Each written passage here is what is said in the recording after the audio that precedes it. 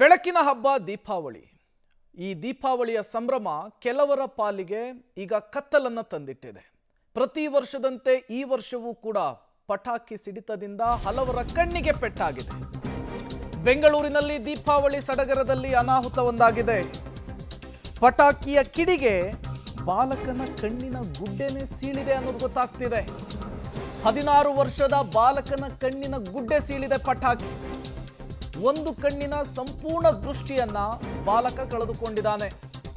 ಕಣ್ಣಿನ ಆಪರೇಷನ್ಗೆ ಮಿಂಟೋ ವೈದ್ಯರು ಮುಂದಾಗಿದ್ದಾರೆ. ಮಿಂಟೋ ಆಸ್ಪತ್ರೆಯಲ್ಲಿ ಚಿಕಿತ್ಸೆಯನ್ನ ಪಡಿತಾ ಇದ್ದಾನೆ ಬಾಲಕ. ಬೆಂಗಳೂರಿನಲ್ಲಾದಂತಹ ಅನಾಹುತ ಇದು.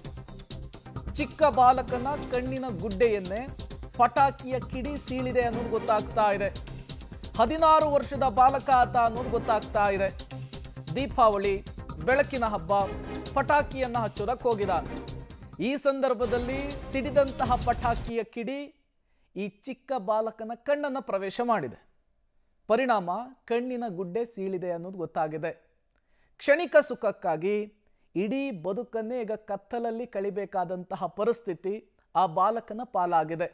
ಈ ರೀತಿಯ ಹಲವು ಘಟನೆ ಬೆಂಗಳೂರು ಸೇರಿದಂತೆ ರಾಜ್ಯದ ಹಲವು ಕಡೆಗಳಲ್ಲಿ ವರದಿ ಆಗ್ತಾ ಇದೆ. ಹಾಗಾಗಿ ಪೋಷಕರು ಜಾಗೃತರಾಗಬೇಕು. ಮಕ್ಕಳ ಕೈಗೆ ಪಟಾಕಿ ಕೊಡೋ ಮೊದಲು 100 ಬಾರಿ ಯೋಚನೆ ಮಾಡಬೇಕು.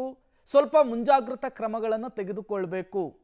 ಹೇಳಿ ಕೇಳಿ ಕಣ್ಣು ಸೂಕ್ಷ್ಮ ಪ್ರದೇಶ, ಸಣ್ಣದೊಂದು ಪೆಟ್ಟಾದರೂ ಕೂಡ ಅದರಿಂದ ಚಿಕಿತ್ಸೆ ಪಡೆಯೋದು, ಬಚಾವಾಗಿ ಬರೋದು ತುಂಬ ಕಷ್ಟ. ಹಾಗಾಗಿ ಪಟಾಕಿ ಸಿಡಿಸುವ ಮೊದಲು, ಮಕ್ಕಳ ಕೈಗೆ ಪಟಾಕಿ ಕೊಡುವ ಮೊದಲು 100 ಬಾರಿ ಚಿಂತಿಸಬೇಕಾದಂತಹ ಪರಿಸ್ಥಿತಿ. ಕ್ಷಣಿಕ ಸುಖಕ್ಕಾಗಿ ಇಡೀ ಬದುಕನ್ನೇ ಕತ್ತಲೆ ಮಾಡಿಕೊಳ್ಬಾರ್ದಾಗಿದೆ.